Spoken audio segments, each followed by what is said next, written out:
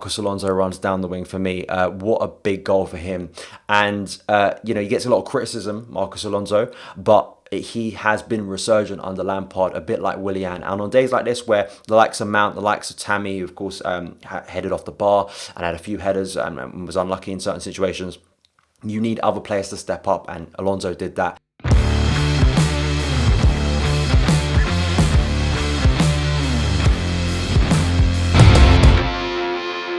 Hello there guys, what is going on? Son of Chelsea back here again for my rational perspective on Chelsea 1, Newcastle United 0. A big 3 points for Chelsea. Marcos Alonso with a crucial goal in that game. And I think generally for me, not only if I do take a sip of water, excuse me, because I do have a sore throat coming back from the bridge. Quite an emotional game and at times looked like quite a frustrating one. But I think for me, the key today, want to give praise to Frank Lampard, because I think his subs today were absolutely on point, changed the game and helped Chelsea finally get those 3 points.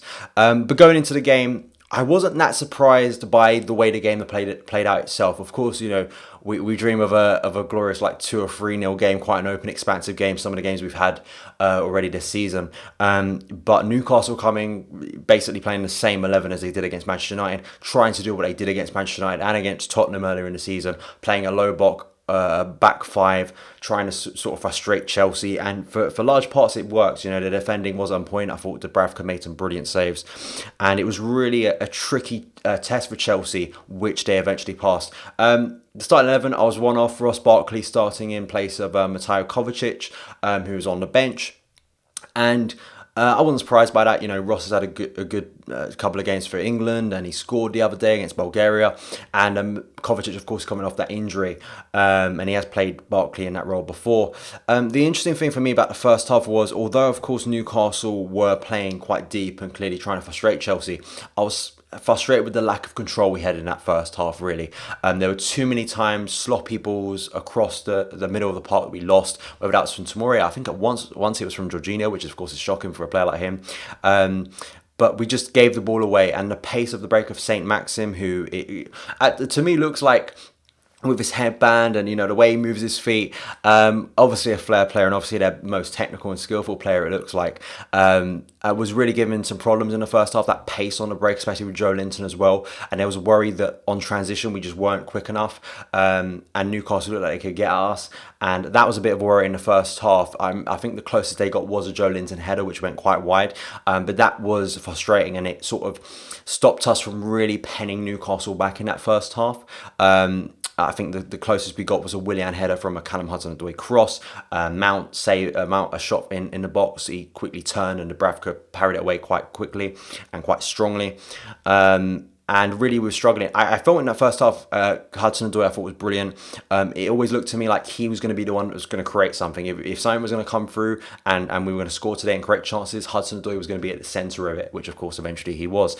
And as well, I thought at the back, Tomori, I don't think had the best game. He looked quite shaky for me throughout. There were times in the game where a sloppy pass, just to me, you got a booking before half time and a rash challenge for me that I don't personally think he had to make.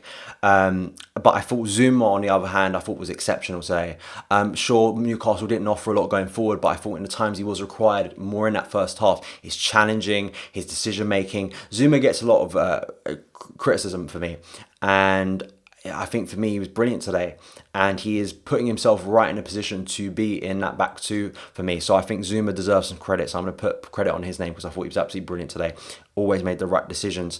But just before half time, Barkley comes off for Kovacic, an injury.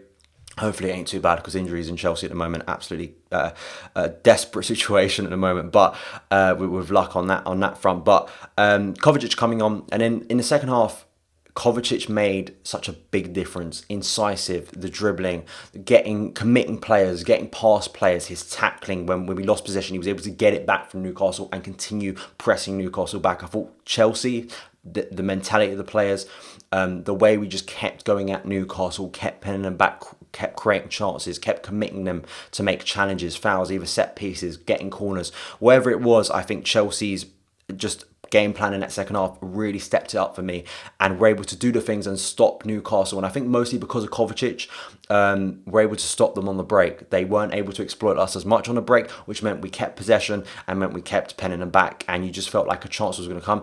It was one of those days where you thought it's going to be a frustrating day. Just every now and then, you know, a poor cross or just a pass that's an inch wide. You get those games, but the fact that we kept on going at it for me was absolutely brilliant. And Frank taking off Mason Mount for Christian Pulisic, and Christian Pulisic, like Kovacic, makes a big impact on this game.